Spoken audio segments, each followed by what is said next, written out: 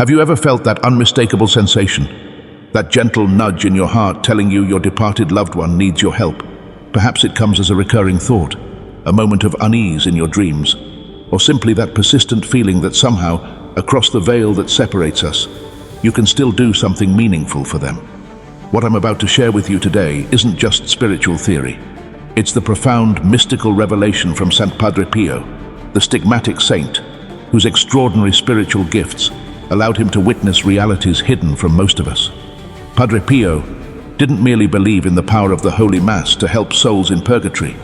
He actually witnessed it happening with his own eyes, the same eyes that bore the bleeding wounds of Christ for 50 years.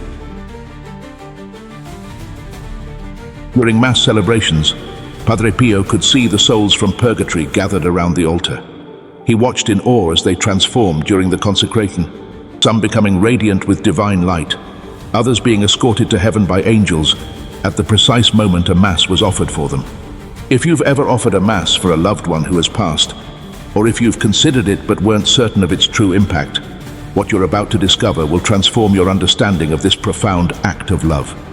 Saint Francisco Forgione, known worldwide as Padre Pio, was born in 1887 in the small Italian village of Pietrelcina. While his spiritual sensitivity was evident from childhood, it was in 918 that his life changed forever. As he prayed before a crucifix, he received the stigmata, the 5 wounds of Christ, which he would bear for the next half-century. These wounds bled daily without ever becoming infected, defying all medical explanation. But the stigmata represented just one aspect of Padre Pio's extraordinary spiritual gifts. He could bilocate, appearing in 2 places simultaneously. He could read souls, revealing hidden sins in the confessional that penitents had concealed. Most relevantly for our discussion today, he could see and interact with souls in purgatory. "These souls visit me constantly," he once confided to his spiritual director. "They seek prayers and masses. Sometimes they surround my bed at night, pleading for assistance." One morning after Mass, an altar server noticed Padre Pio gazing intently toward a corner of the church. Later, when asked what he had seen, Padre Pio replied simply, "I saw my father. He came to thank me for the Mass I offered for him yesterday. He told me that because of that Mass, his time in purgatory has ended, and he is now entering heaven." For Padre Pio, the Mass represented the most powerful act we can perform for the souls of our departed loved ones, more effective than prayers, almsgiving, or flowers placed on graves. Why? Because during Mass, it isn't merely our limited human prayers being offered, it is Christ himself offering his infinite sacrifice to the Father for these souls. Let me share with you the extraordinary event that occurred one cold November morning in the small church of San Giovanni Rotondo. Padre Pio was celebrating Mass with his characteristic fervor, tears streaming down his face. Just after the consecration, as he elevated the host, his countenance transformed. Witnesses nearby observed his gaze fixed on an apparently empty space above the altar, as though he were seeing something invisible to everyone else. Days later, confiding in one of his spiritual children, Padre Pio revealed what he had witnessed. "While holding Christ's body, I saw 3 souls rising slowly from the floor.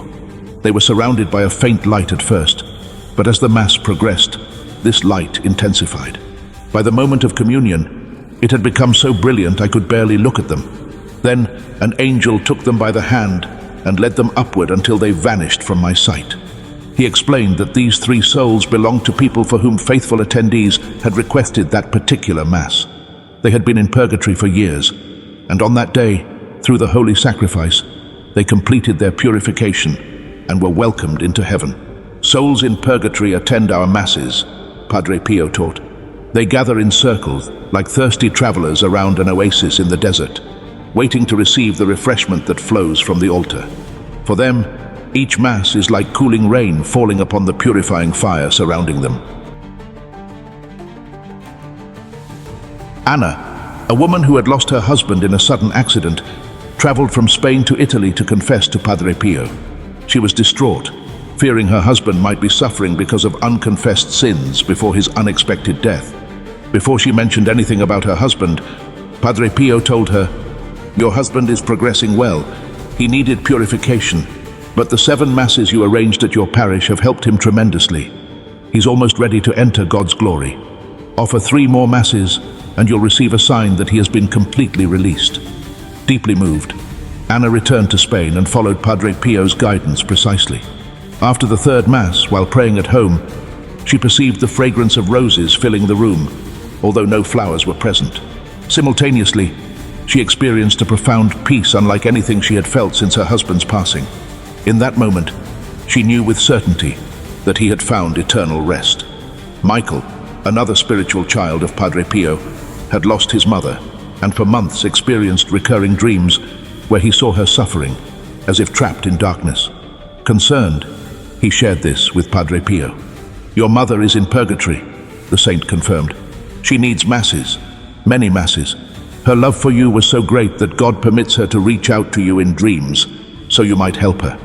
Michael arranged a novena of masses, 9 consecutive days of masses for his mother's soul. The night after the final Mass, he had an entirely different dream. He saw his mother dressed in white, radiant, in a garden filled with light. She smiled and said, "Thank you, my son. I am at peace now." When he returned to tell Padre Pio about this dream, the saint smiled knowingly and said, "I know.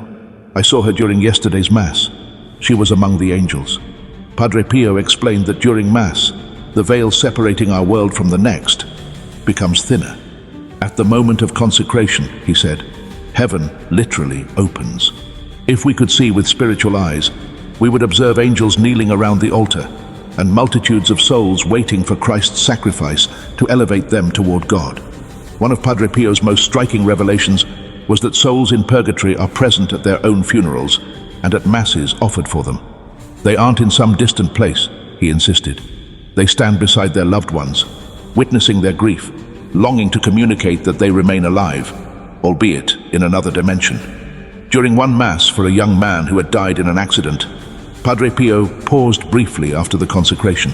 Later, he explained that the young man's soul was present and had asked him to convey a message to his mother, who wept inconsolably in the front pew. "Tell my mother I am well, that her excessive grief holds me back. She must find peace so that I too can move forward." These testimonies weren't isolated incidents. Throughout his more than 5 decades of priesthood, Padre Pio repeatedly witnessed the transformative power of the Mass for departed souls. What remains invisible to most of us was, for him, as evident as the midday sun. To understand the incomparable power of the Holy Mass for souls of the departed, we must remember what truly occurs during each Eucharistic celebration. The Mass isn't simply a memorial or remembrance of the Last Supper. It's the actual presence of Christ's sacrifice on the cross. In every Mass, Padre Pio taught, time stands still, and we find ourselves mystically present at Calvary. Christ's sacrifice isn't repeated. Rather, that singular sacrifice becomes present on the altar, transcending time and space. This explains its immense power. When we offer a Mass for a departed soul, we directly apply the infinite merits of Christ's passion to that particular person. Consider this analogy. Imagine having an impossible debt that you cannot pay with your limited resources, but someone with infinite wealth steps forward to pay that debt for you. That's what happens during Mass. Our personal prayers, though valuable, are limited, like tiny drops of water in the ocean of divine justice. But in the Mass, it is Christ's infinitely precious blood that is offered for that soul. A grieving mother once asked Padre Pio what would better serve her deceased son, visiting his grave daily with flowers or arranging masses for him. The saint's response was emphatic. Your son cannot see the flowers, but he receives every grace from the Mass. A single Mass offered for your son will help him more than 100 visits to his grave. Compared with other devotions for the departed, the Mass holds an absolutely unique position. A rosary prayed for a soul in purgatory has great value, but Padre Pio maintained that one Mass could do more for that soul than many rosaries. It's like comparing a drop of water to the entire ocean, he explained. Personal prayers are the drop. The Mass is the ocean of grace. Padre Pio often described what he witnessed during celebration. At the consecration, it's as if a river of light flows from the altar and bathes the souls present.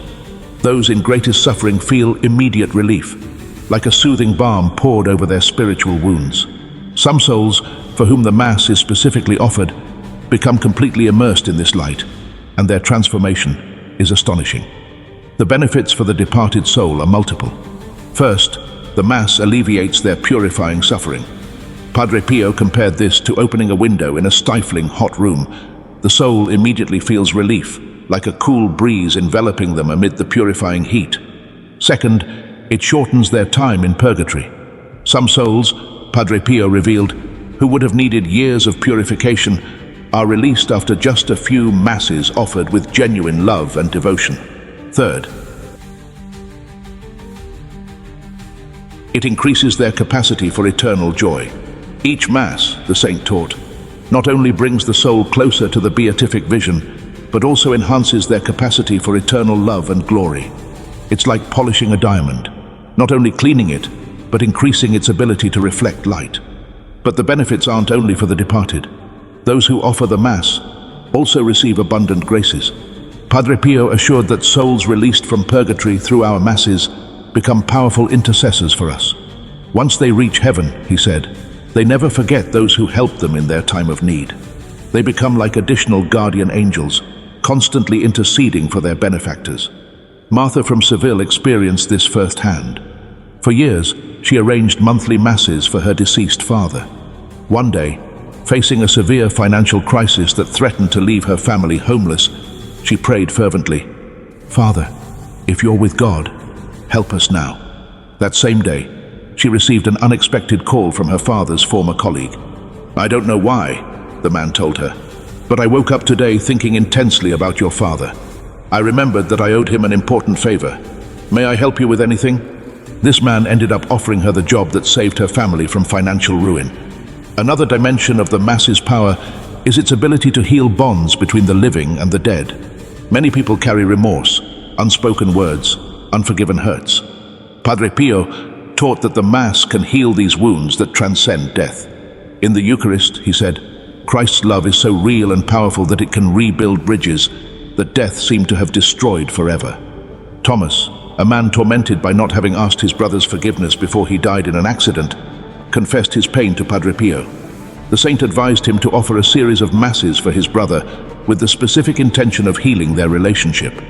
After the third Mass, Thomas experienced a vivid dream in which his brother embraced him, saying, "Between us, there is nothing to forgive. We are united in Christ." Upon waking, Thomas felt an enormous weight lifted from his heart. The reconciliation that couldn't occur in life had been realized through the communion of saints, strengthened by the Eucharistic sacrifice. This is the transformative, liberating power of the Mass.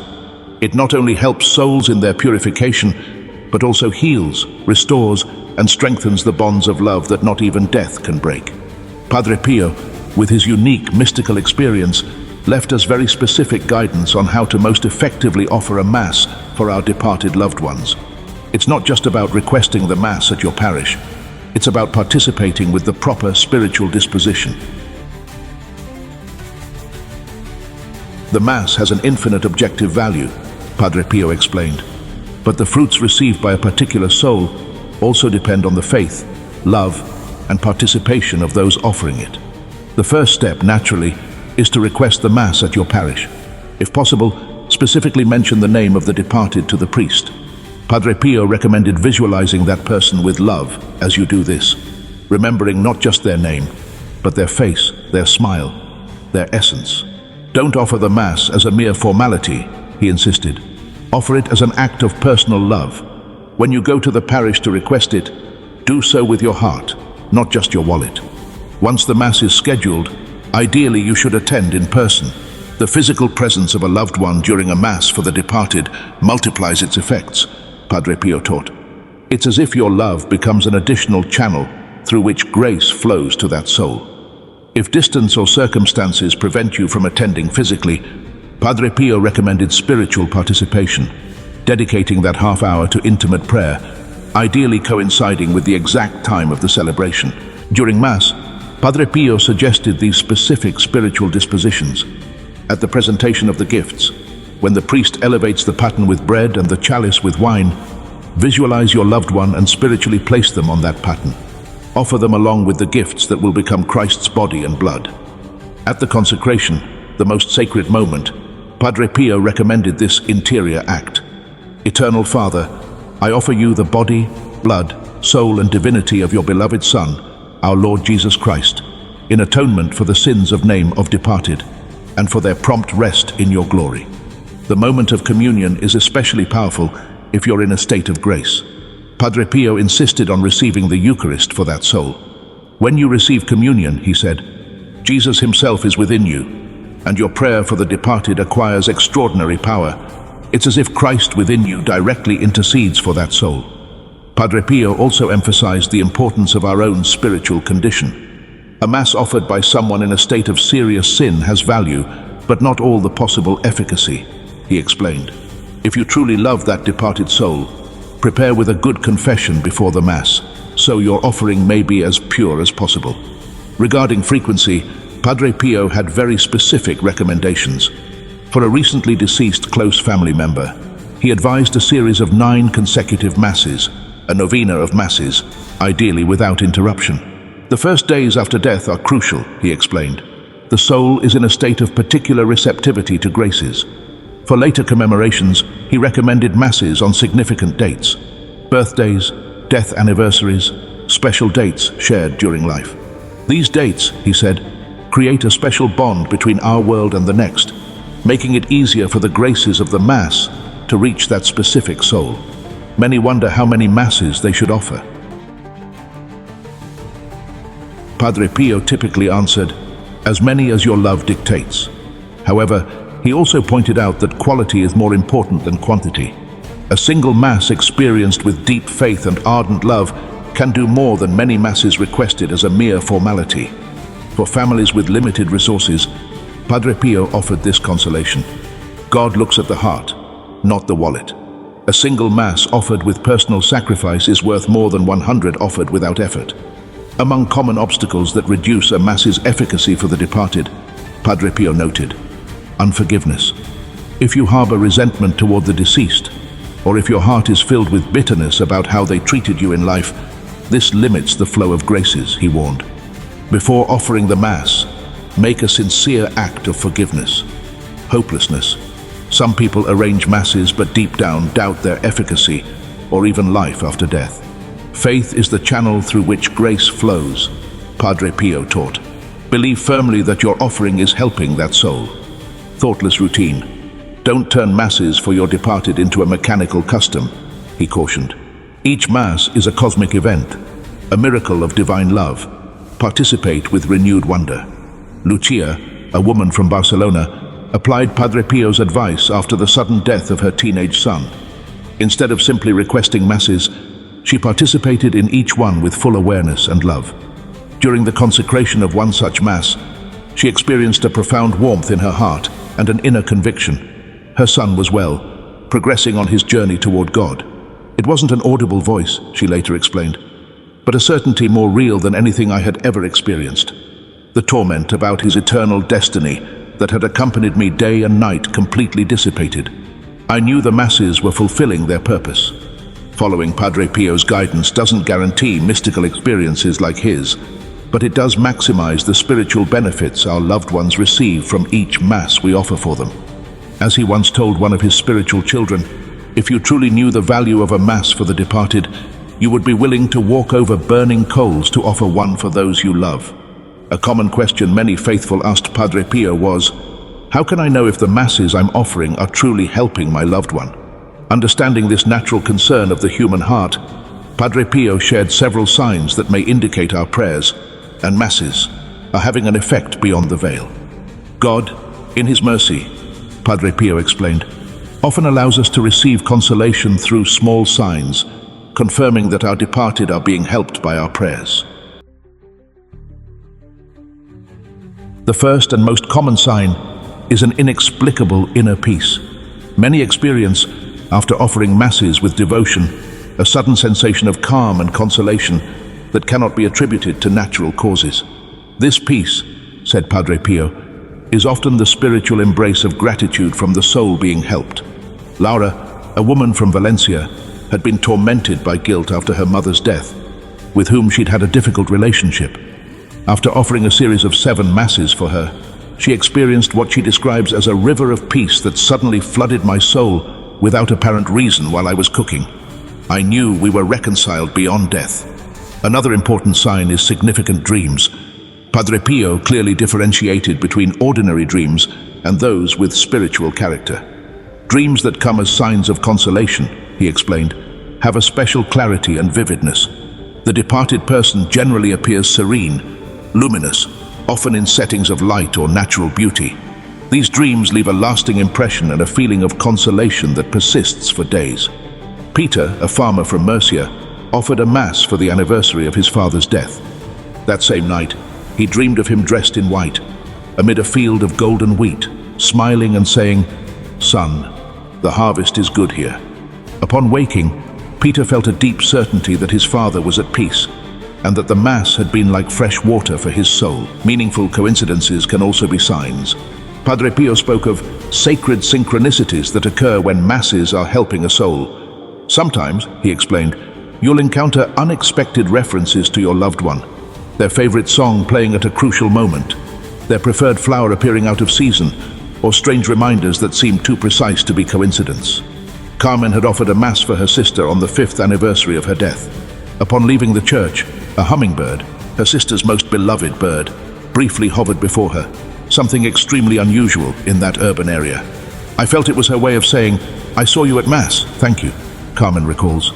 Some people experience physical sensations during or after Mass. Padre Pio mentioned the perception of unexplained fragrances, usually flowers or incense, sudden temperature changes, a sensation of enveloping warmth, or a special tingling during key moments of the celebration. The bodily senses, he taught, sometimes weakly capture what the soul clearly perceives, the close presence of our loved ones during Mass. Eduardo, after offering a Mass for his deceased wife, clearly detected the scent of the perfume she always wore. He was alone in his house, and the perfume bottle had been given away years before. This experience gave him indescribable consolation. Another important sign is the easing of grief.